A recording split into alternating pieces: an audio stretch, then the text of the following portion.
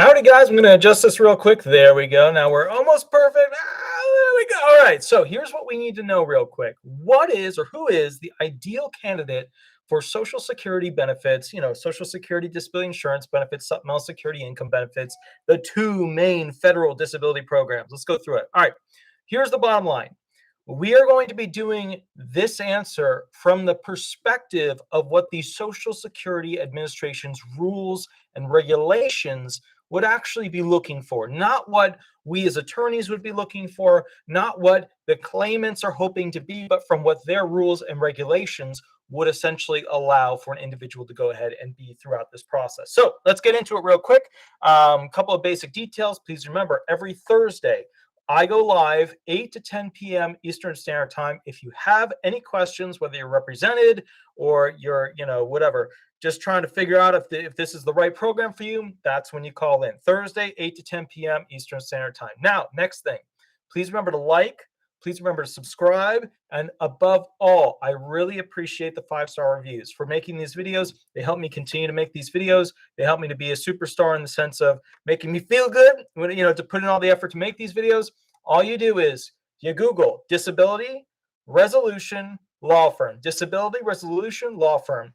Leave a 5-star review. I really appreciate it. All right, let's get right to it.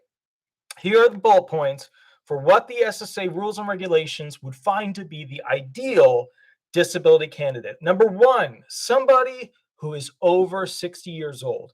And that's because they have this thing called grid outs or grids or griddings or whatever you want to call it, so long as it has the word grid in it. And the bottom line is when you're 60 plus, it's much easier to be found disabled because you're looking at, can that person do essentially medium-based work? Do they have transferable skills, stuff like that? But medium-based work. We're not looking at, can they do sedentary? We're not looking at, can they do light? We're looking at medium-based work as our baseline to understand if they could do a job in the national economy. Number two, when it comes to somebody who's 60 plus, what we do is with the 5-step sequential process, we kind of get rid of element 5. What do I mean by that? We don't really care if the person can do other types of jobs in the national economy. What do I mean by that? I mean that the elements of disability. So you've got the first one, are they earning too much? The second one, has their disability lasted long enough, 12 months terminal. Number 3, do they meet, equal, or exceed a listing? Number 4, can they do their past work? Number 5, the one we kind of cut off, right? When you hit 60 plus, we cut that puppy off. Number 5 is very simply put, can the person do other types of skilled work in the national economy or unskilled work in the national economy? Because remember, there's those 3 levels of skilled / unskilled / semi-skilled that we look at. Unskilled, SVP 1 and 2, semi-skilled, SVP 3 and 4, fully skilled, SVP 5 through 9.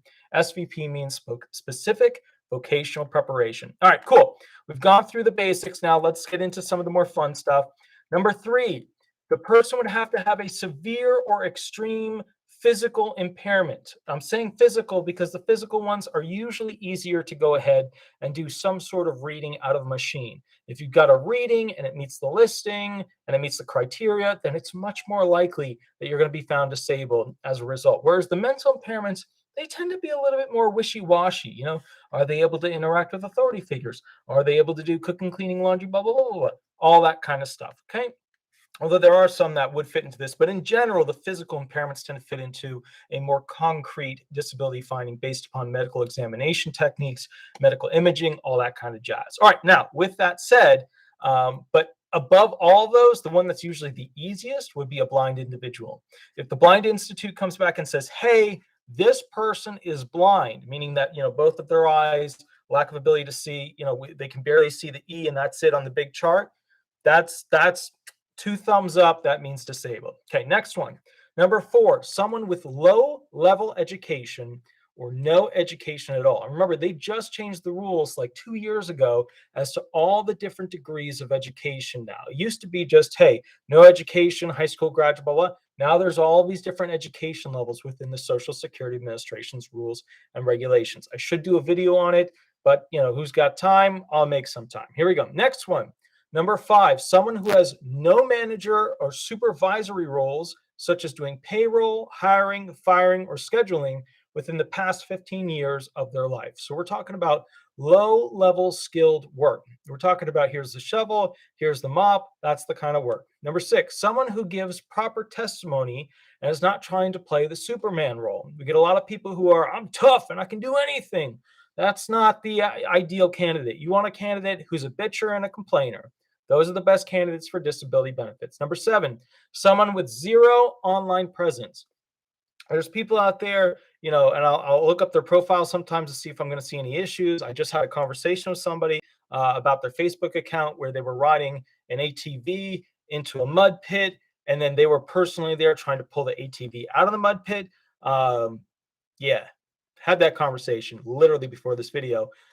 Point is, zero online presence is preferable. All right, number eight, no pets or animals to be taken care of.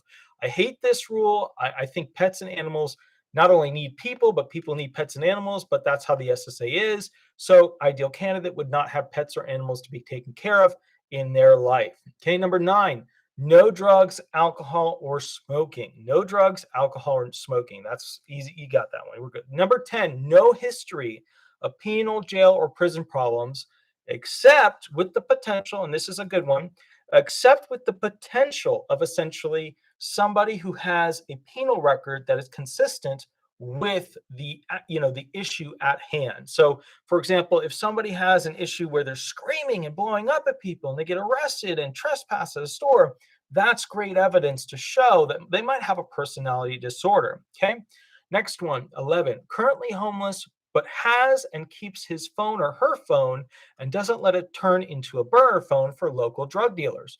So what do I mean by this? If somebody's homeless, it shows an inability to keep a place as a result of not being able to work.